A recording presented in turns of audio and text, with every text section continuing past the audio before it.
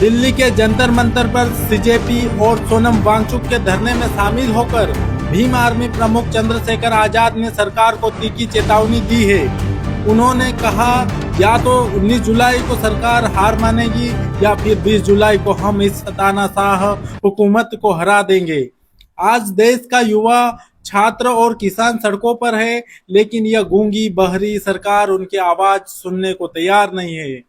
अगर छात्रों की आवाज को इसी तरह दबाया गया तो देश में एक बड़ा जनसैलाब सड़क पर होगा। पेपर लीक और शिक्षा में धांधली को लेकर हम चुप नहीं बैठेंगे। जिम्मेदार लोगों को जवाब देना होगा। आप सुनिए भीम आर्मी प्रमुख ने क्या कहा। कि धर्मेंद्र प्रधान जी को क्यों नहीं जा रही आवाज, प्रधानमंत्री जी को क्यों नहीं जा रही आवाज, गृह मंत्री जी को क्यों नहीं जा रही आवाज, और वो सरकार किसका इंतजार कर रही है कि ये इस शख्स इस मंच पे बैठा है, इस शख्स जो है, जो एक वैज्ञानिक है, जो एक पर्यावरण का मित्र है, जो देश की धरोहर है, वो मर जाए, इस देश की बात का इंतजार कर रही है सरकार। मैंने वादा किया था कि 20 तारीख को मैं उस फटी शर्ट को पहन के देश की पार्लियामेंट में जाऊंगा बताने के लिए, ये बताने के लिए नहीं कि मुझे लाठी लगी है या मेरी शर्ट फाड़ दी गई है। जब हम संघर्ष करने जाएंगे तो मिठाई तो नहीं मिलेगी, लेकिन ये बताने जाऊंगा कि सत्ता कितनी तानाशाह हो गई है। वो 3 किलोमीटर की आवाज को भी नहीं सुनती और 300 किलोमीटर की आवाज को भी नहीं सुनती। जहां लोग अपनी समस्याओं में नहीं खड़े होते, मुझे सहयोग से ये भी कहना पड़ेगा, इस देश के नौजवानों को अपने बारे में सोचना चाहिए उन्हें अपने बारे में। आज वो इसलिए घर से बड़े पैमाने पे नहीं निकल पा रहे हैं क्योंकि घर के लोगों को लगता है कि अगर वो जाएंगे तो किसी मुसीबत का सामना करना पड़ सकता। अगर आप अपनी लड़ाई अपने आप नहीं लड़ेगा तो आपकी लड़ाई कौन लड़ेगा। मैं पूरे धन्यवाद देता हूं उस मंच को, वो हमारी बहनें हमारे भाई जो डटे हैं भूख हड़ताल पे, अनशन पे, तो डटे हुए बारिश में, तूफान में, गर्मी में, सर्दी में। और मैं खुद आंदोलनकारी में जानता हूं कि जब कोई आंदोलन करने निकलता है तो उसको कितनी तरह का सामना करना पड़ता है।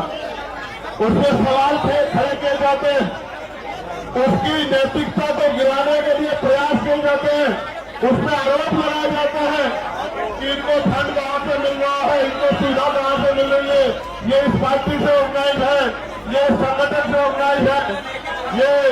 ये मैं इसको देख के क्या कहूं, ये किससे ऑर्गेनाइज हो सकते हैं। ये तो नौजवान है, और नौजवान जब ऑर्गेनाइज लेता है निजाम बदल जाता है। मेरी बात को अभी याद रखना।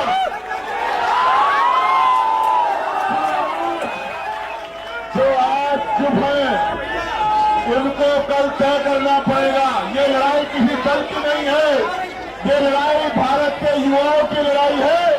और जो लड़ रहा है उसको भी लोग देख रहे हैं, और जो चुप है उसको भी देख रहे हैं। लोग ये भी देख रहे हैं कि कौन खड़ा है और कौन सिर्फ जो है किसी नुकसान का इंतजार कर रहा है। ये बड़े बड़े इंपोर्टेंट लोग आज मैं इस मंच से देख रहा। प्यारे साथियों, मैं तो खुद एनएसए में कहा 16 महीने के लिए जेल में और निर्दोष होते हुए रहा।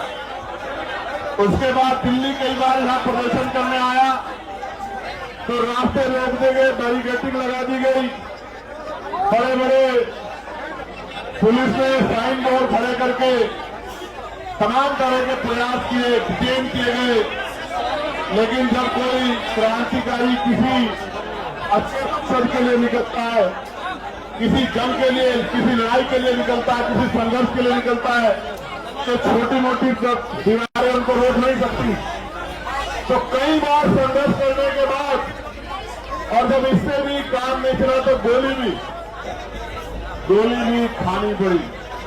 लेकिन मैं जिम्मेदारी से कह सकता हूं, ये मुल्क हमारा, ये देश हमारा, हम इस देश के नागरिक हैं।